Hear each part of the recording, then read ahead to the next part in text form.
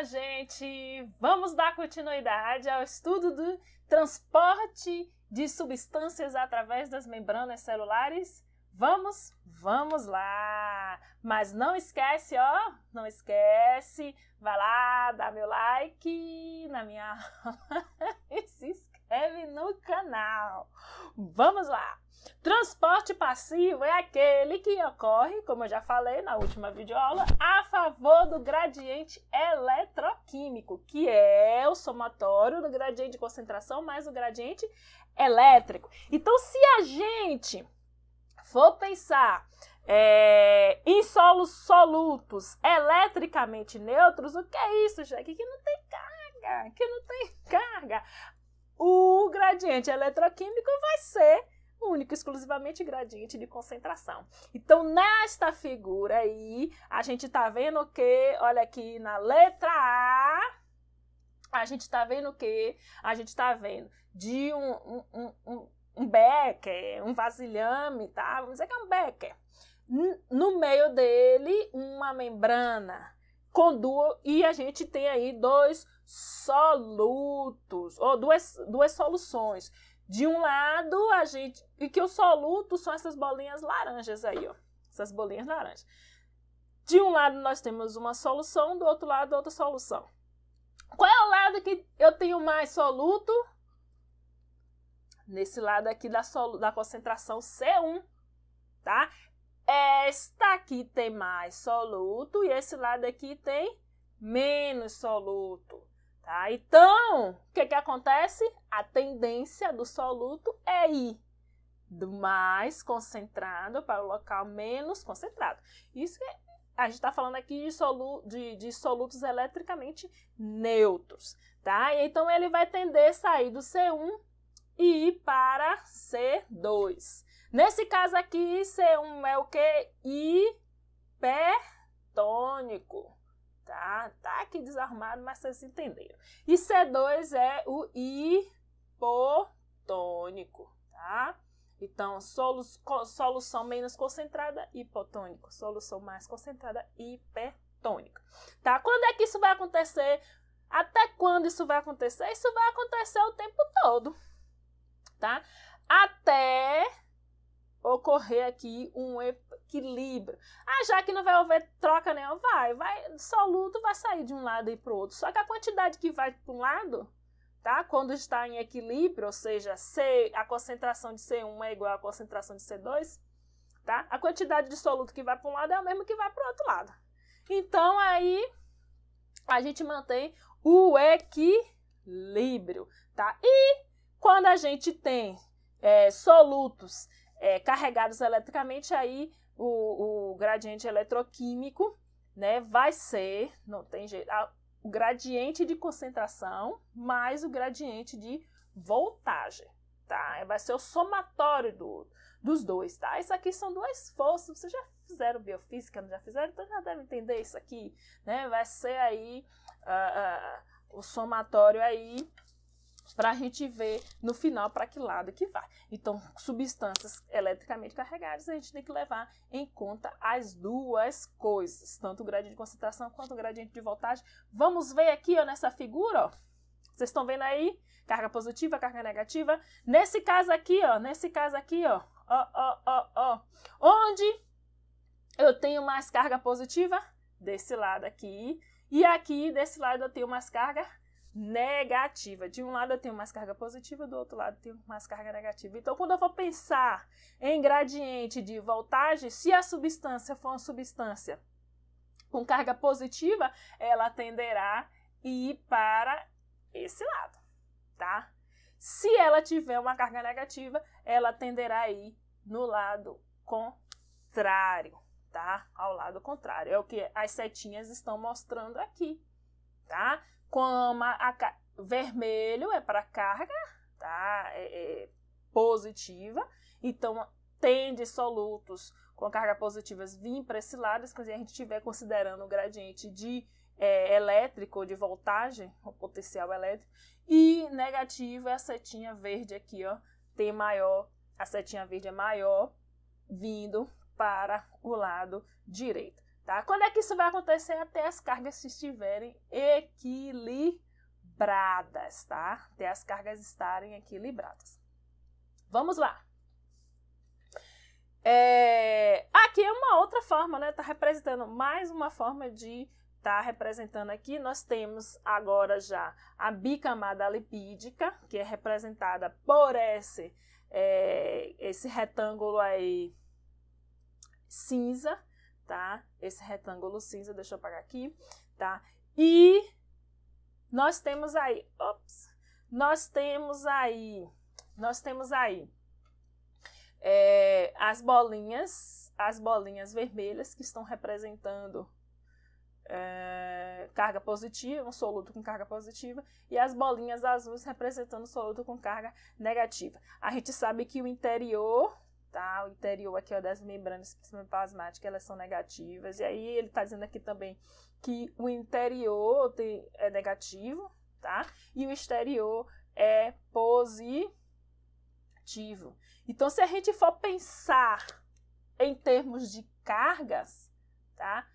Essas substâncias com cargas positivas, elas tendem a entrar, tá? E as substâncias com carga negativa já não tendem tanto a entrar, porque o interior é negativo, tá vendo? Então, a setinha para entrar substância negativa, o soluto negativo, com carga negativa, é menor do que a setinha mais fina, né? Do que a setinha para entrar substâncias com carga positiva. Agora, se a gente for pensar no gradiente de concentração, esquecendo que a membrana tem um potencial, né? Uma diferença de carga na própria membrana, que a gente está pensando aqui na diferença de carga da própria membrana, né? Então, ó, as substâncias, elas vão tender aqui a entrar, seja positivo ou negativo, porque nesse caso aqui a concentração do lado de fora é maior do que a concentração do lado de dentro.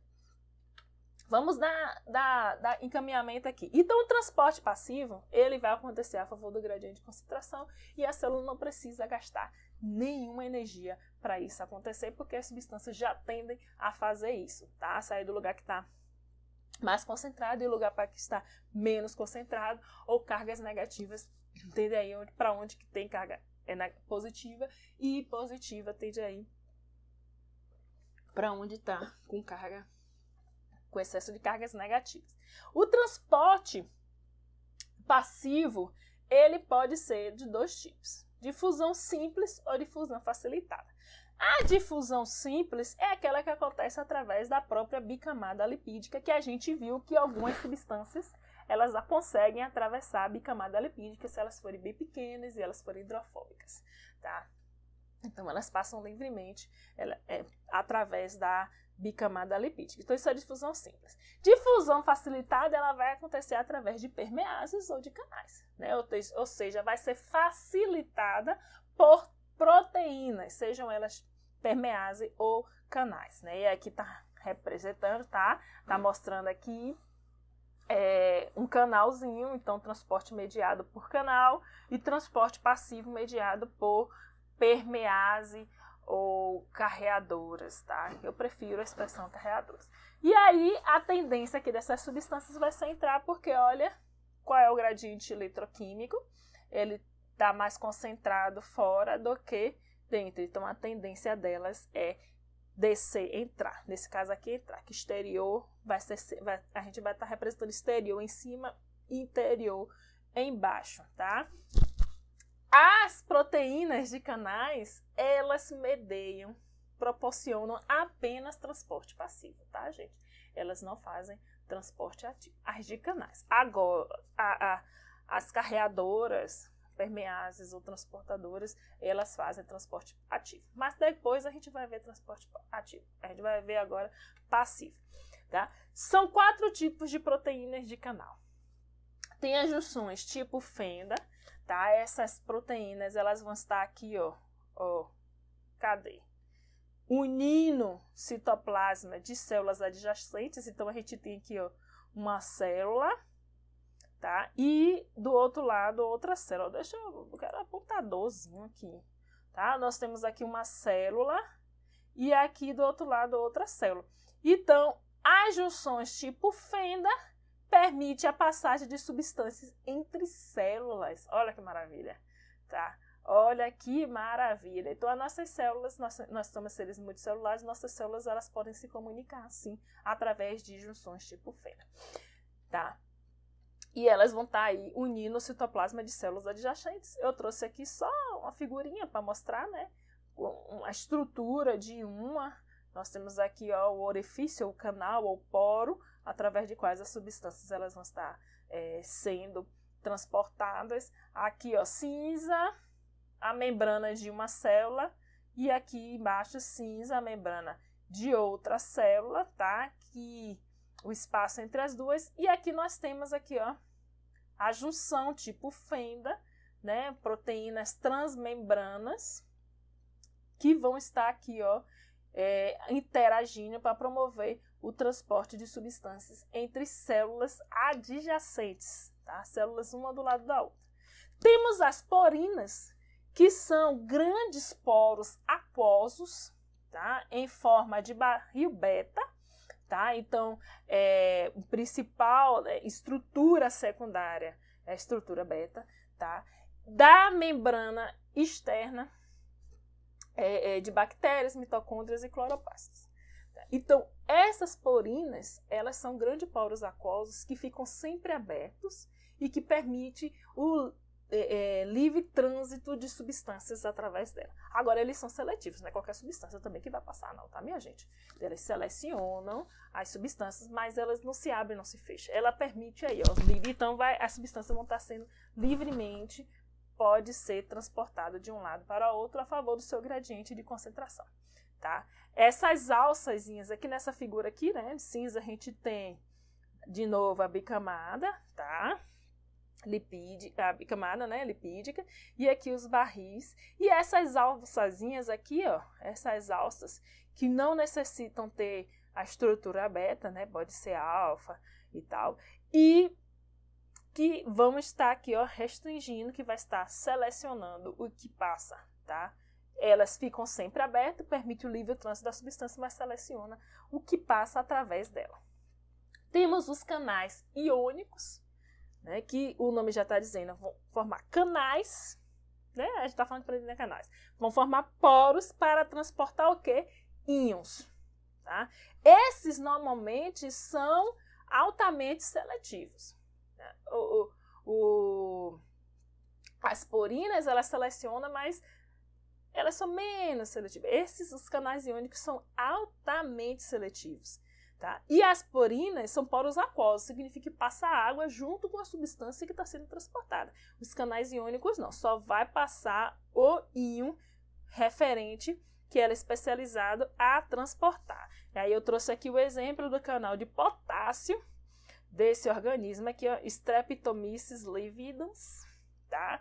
E aqui ele vai transportar apenas o potássio. A água fica do lado de fora ou do lado de dentro, dependente para que direção que o potássio está sendo transportado, tá?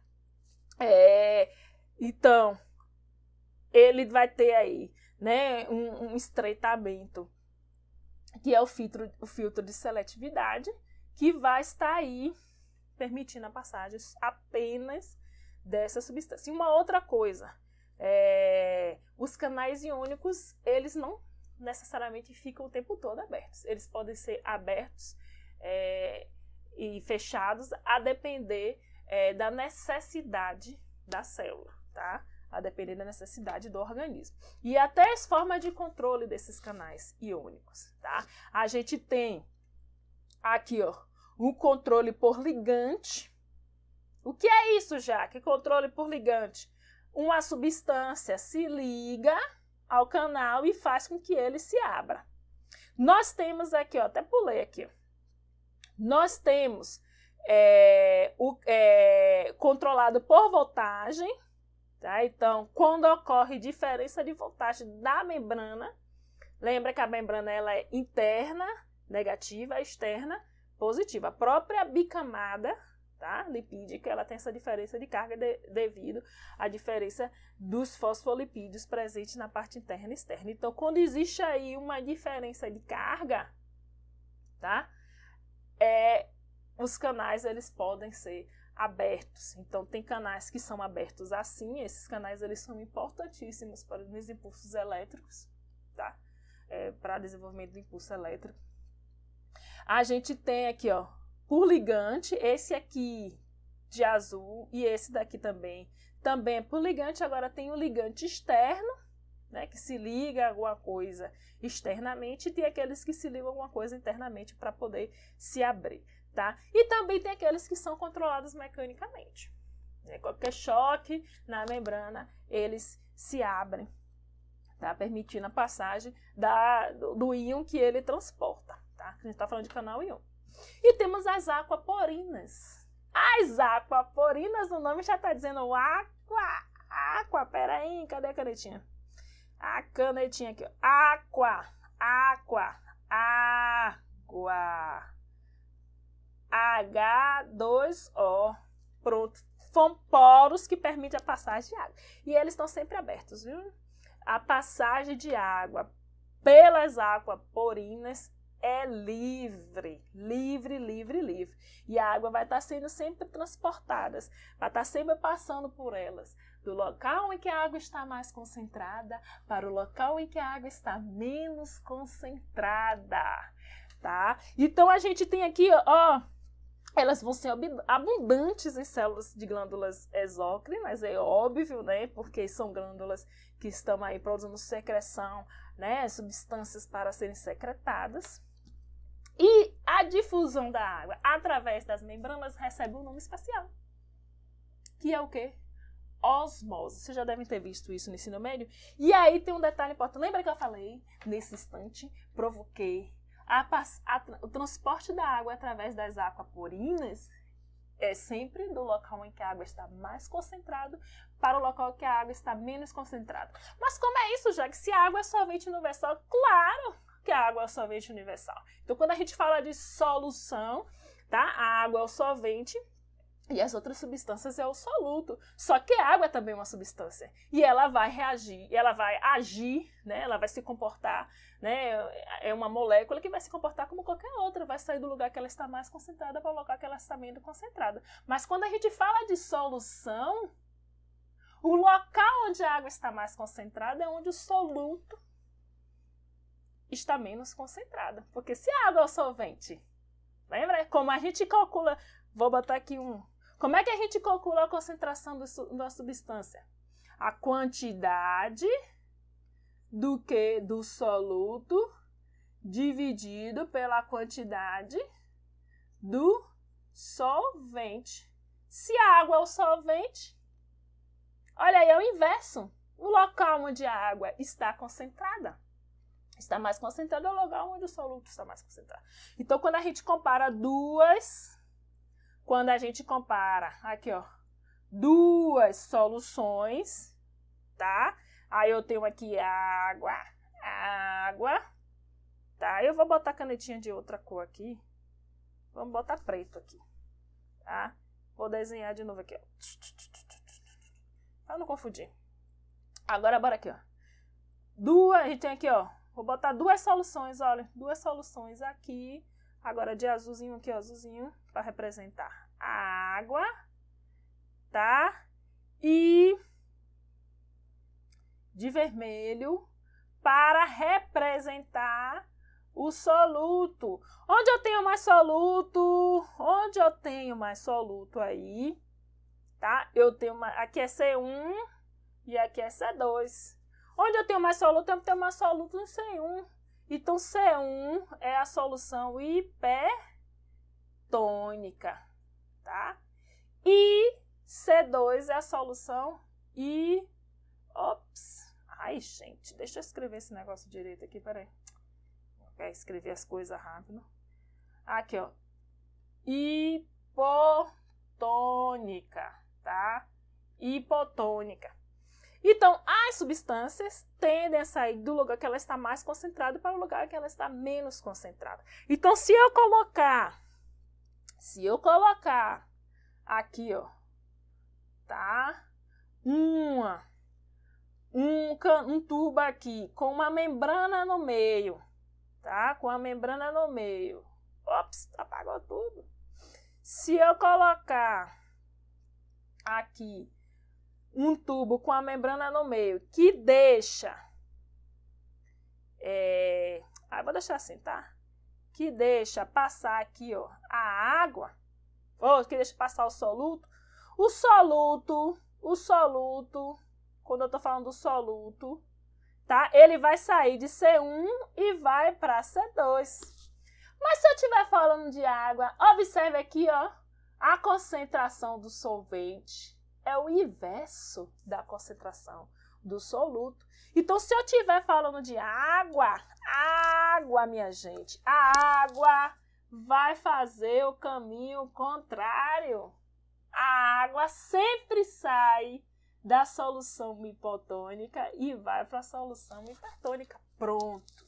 Por quê? Porque a concentração da água é o contrário da concentração do soluto, é o inverso, porque a água é o solvente. Então, a água sempre, né, sai espontaneamente da solução hipotônica para a hipertônica. Agora, vamos voltar aos slides. Pronto. Eu tenho aqui, ó, a representação aqui. De um lado é o exterior, de amarelo, exterior da célula, e desse lado é o interior da célula, tá? De azul é o interior da célula. Então, o que a gente tem aí? O que a gente tem aí? A célula colocada numa solução hipertônica. O exterior é hipertônico. A água vai tender a sair da célula. Se a célula tiver numa solução isotônica, vai continuar, né, a mesma coisa. Agora, se a gente colocar a célula na sua solução hipotônica, a água tende a entrar na célula. Então, vamos lá. Uma célula animal, se a gente colocar ela na solução hipertônica, a água vai tender o quê? A sair. Olha aí, já está mostrando. Se a gente coloca ela na solução hipertônica, a água tende a sair da célula e a célula vai murchar. Aí eu estou dando exemplo de célula animal, o eritrócito, as hemácias, que é o exemplo clássico. Se ela tiver na solução isotônica, não vai acontecer, né? A quantidade de água que sai vai ser a mesma que entra, ela vai continuar normal. Agora, se eu colocar ela na solução hipotônica, a água vai entrar, né? De azul aqui é o interior da célula. Então, a água vai entrar na célula, a água vai entrar. E como a célula animal não tem nenhuma proteção, ela vai entrar até explodir, tá? Até explodir. Pronto. Ela vai inchar. E se a solução que a célula tiver for muito hipotônica, né, em relação à concentração de soluto for muito inferior à concentração no interior da célula, a tendência é a água entrar até a célula explodir. E o que vai acontecer na célula vegetal? Exemplo, a célula epitelial de uma folha. O que vai acontecer? Se a gente colocar ela numa solução hipertônica, a água vai sair, tá? A água vai sair e ela vai murchar, tá? Se a gente colocar ela na solução isotônica, a quantidade de água que entra, que sai, é a mesma, não vai acontecer nada. Se eu colocar ela na solução hipotônica, a água vai entrar, mas ela não vai explodir, tá? Ela não vai explodir porque as células vegetais têm a parede celular que vai imprimir uma força contrária e vai fazer com que a água pare de entrar dentro da célula. Tá bom? Esta situação aqui da célula murcha, a gente diz que a célula foi plasmolizada, ou seja, sofreu plasmólise. E nessa situação aqui da célula vegetal, em que a água entrou até o máximo, tá? Que a parede celular impede que a água continue entrando, a gente chama ela de túrgica. Tá? E as permeases sofrem uma série de alterações conformacionais, mas que são reversíveis, tá? Que vai expor o soluto de um lado e do outro, tá? E observe uma coisa importante, as permeases, elas nunca estão abertas do lado de fora e do lado de dentro ao mesmo tempo, tá? Ela vai ter um estágio intermediário que ela vai estar completamente fechada, tá? Então, o que acontece? Do lado que tem mais soluto, tá? Que a concentração do soluto é maior, ela vai estar aberta, vai estar com afinidade a esse soluto, tá? No lugar que o soluto está com maior concentração. Aí o soluto vai se ligar a ela vai se fechar, tá? E esse é o estado que a gente chama de ocluído, é o estágio intermediário, tá? E aí, depois, logo em seguida, ela se abre para o local em que o soluto está menos concentrado, perde afinidade com o soluto e o soluto é liberado, tá? Que é essa fase aqui, aberto para dentro. Um outro exemplo, aqui é um exemplo de uma carreadora de glicose que faz isso, transporta a glicose do lugar que ela está mais concentrado para menos concentrado. Então, aqui ó, ela fica aberta para o exterior da célula onde a glicose está mais concentrada, se liga, a glicose se liga, ela passa por um estágio em que ela está fechada tanto para dentro como para fora, depois ela se abre, né, para o interior da célula, liberando a glicose. E aqui a gente terminou o transporte passivo, tá? E aí eu peço que vocês assistam a próxima parte em que a gente vai falar, em que eu vou falar sobre o transporte ativo. Até mais!